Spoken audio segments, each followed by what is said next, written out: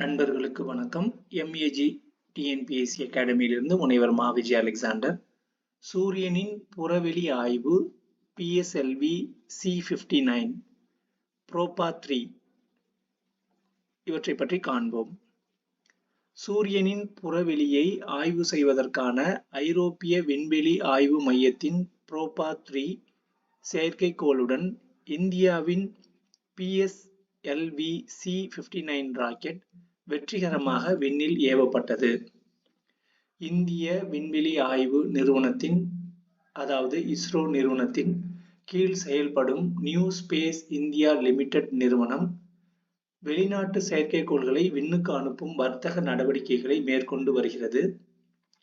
அதன்படி இதுவரை 430க்கும் மேற்பட்ட வெளிநாட்டு செயற்கைக்கோள்களை நியூ ஸ்பேஸ் நிறுவனம் வெற்றிகரமாக விண்ணில் செலுத்தியுள்ளது. பெரும்பாலான உலக நாடுகளின் விண்வெளி ஆய்வு நடவடிக்கைகளுக்கு இஸ்ரோ பங்களித்து வரும் நிலையில் ஐரோப்பிய விண்வெளி ஆய்வு நிறுவனத்துடன் நியூ ஸ்பேஸ் இந்தியா நிறுவனம் புதிய ஒப்பந்தம் ஒன்றை மேற்கொண்டது. ஸ்ரீஹரிகோட்டாவில் உள்ள சதீஷ் தவான் மையத்தின் முதல் ஏவுதளத்தில் இருந்து PSLV C59 ராக்கெட் ஒரு நாள் தாமதமாக விண்ணில் செலுத்தப்பட்டது. தரையில் இருந்து புறப்பட்ட 19வது நிமிடத்தில் இரட்டை செயற்கைக்கோள்கள் விடுவிக்கப்பட்டு திட்டமிட்ட சுற்றுப்பாதையில் வெற்றிகரமாக நிலைநிறுத்தப்பட்டன. அதன் பின் ராக்கெட்டின் இறுதி பகுதியான PS4 கலனில் எஞ்சியிருந்த எரிபொருளும் பாதுகாப்பான முறையில் வெளியேற்றப்பட்டது.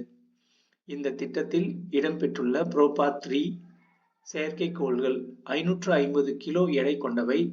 அவை இரண்டும் புவியிலிருந்து அதிகபட்சம் 60,500 கிலோமீட்டர், குறைந்தபட்சம் 600 கிலோமீட்டர் தொலைவில் உள்ள சுற்றுவட்ட பாதையில் 150 மீட்டர் இடைவெளியில் அருகருகே பயணிக்கும். அப்போது சூரியனின் புறவெளி பகுதியை ஆய்வு செய்து தரவுகளை அனுப்பும். அதாவது ஒரு செயற்கைக்கோள் ஒளியை மறைத்து செயற்கையாக சூரிய கிரகணத்தை உருவாக்கும். அந்த வேளையில் மற்றொன்று சூரியனை கண்காணிக்கும். ஓராண்டில் 50 முறை செயற்கையாக சூரிய கிரகணத்தை உருவாக்கி இந்த ஆய்வு மேற்கொள்ளப்படும். புரோபா 3 திட்டத்தின் வாயிலாக மேற்கொள்ளப்படும் ஆய்வு நடவடிக்கைகளில் Spain, Italy, Belgium, Poland, Switzerland ஆகிய நாடுகளை சேர்ந்த விஞ்ஞானிகள் அடங்கிய குழுக்கள் பணியாற்றியுள்ளன. சூரியனை ஆய்வு செய்வதற்கான முதல் செயற்கைக்கோளான புரோபா 1 கடந்த 2001ஆம் ஆண்டு இஸ்ரோ மூலமாக விண்ணில் ஏவப்பட்டது குறிப்பிடத்தக்கது. நன்றி.